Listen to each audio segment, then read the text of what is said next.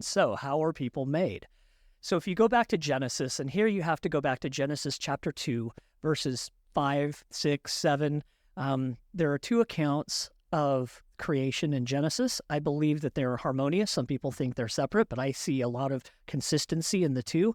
The first chapter of Genesis talks about God creating the world in 6 days, resting on the seventh. And then in chapter 2, it goes into detail how God created man and woman, right? How he made people.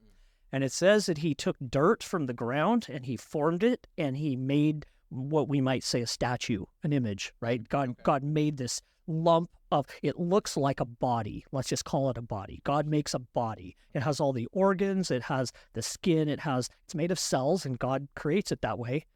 And then it says that he breathes the breath of life into this image, this statue, this body, and the body comes to life. And it says, and here's the interesting thing, it says that the body comes to life and becomes a living, and most versions say soul. It becomes a living soul, suggesting that the body plus the breath of life from God, which is this gift of life that only God can give, right? No scientist has ever duplicated this in a laboratory. We've never created life. We've never come close to it, right? I think there are scientists who would argue we have come close because they took a one cell and injected all the innards of another and it lived for a while, but that they didn't create anything from nothing. Sure. Right? So if you have the body plus the breath of life from God coming together to make a soul, the Hebrew word there is nefesh, and it really has to do with throat or opening. Man became a living throat. Well, why throat?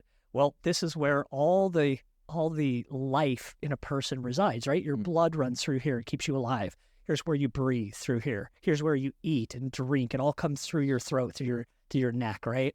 And if you want to kill somebody, cut that. You've killed them, right? They're going to bleed out. They can't breathe. That's it.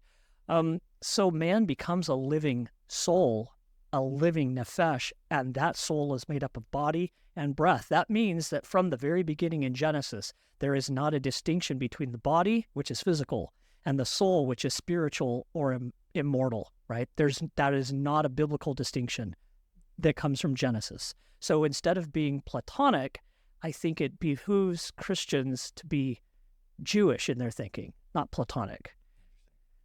Do you know what I mean when I say Platonic? No, actually, yes. Please.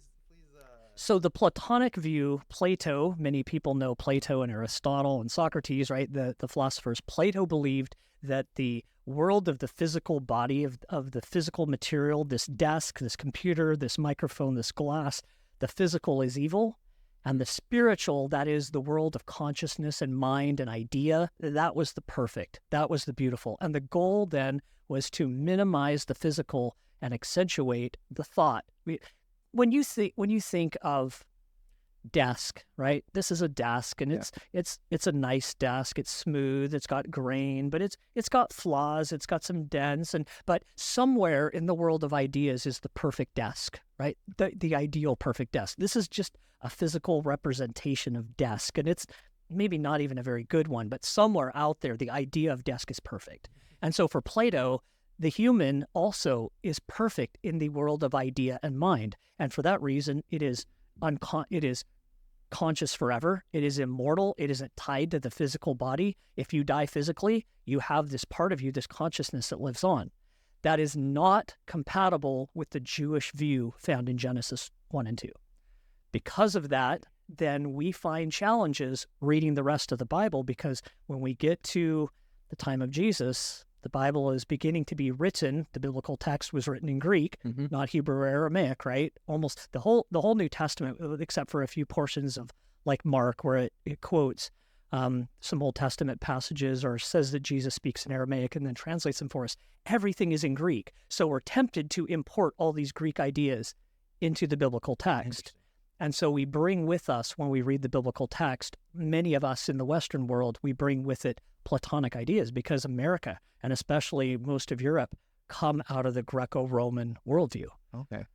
So the goal then is to shift our worldview to thinking like Hebrew thinking, not Platonic thinking. So exactly, can you elaborate upon the way the Hebrew thought and how they thought about life after death, essentially? Because I feel like the Greek the Greek viewpoint tells us, well, it gives a little bit more peace.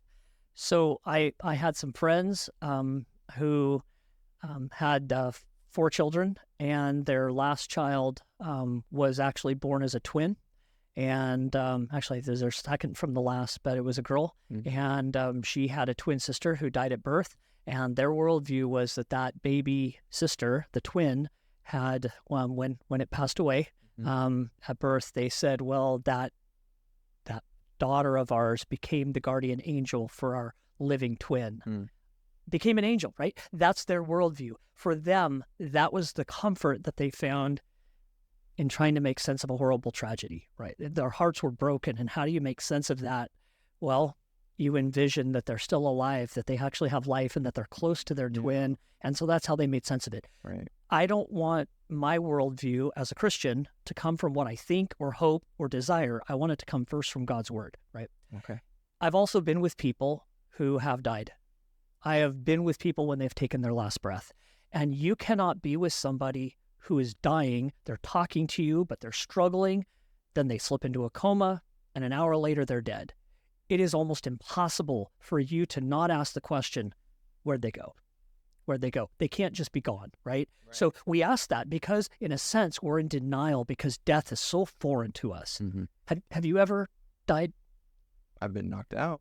Have you died? Yeah. I haven't actually died. You've never died, right? No. So because you've never died, and I don't know anybody who has died and been dead for days and come back to tell about it. So for that reason, we look at death and we say, I don't understand it. It's foreign to us. The Bible, fortunately, I think, gives us some analogies. It gives us some figures of speech. It gives us some pictures. It gives us some wording, some language to help make sense of death. And for that reason, when we come to the biblical view of death, when we start with body and breath make a living soul, then we can understand what happens when a person dies. We can also understand the first temptation, or the temptation of the devil in the Garden of Eden and his words to Adam and Eve. You will not surely die. The first thing he tells them is a lie. You will not die. You will live immortally. You will be eternal. Yeah. And that lie has been perpetuated even in Christian circles. That no, you will live forever. Even if you're a sinner, you will live forever in hell. You will live. But then they redefine the word death. And they take the word death and say, well, death just means separation from God. It doesn't mean that you perish.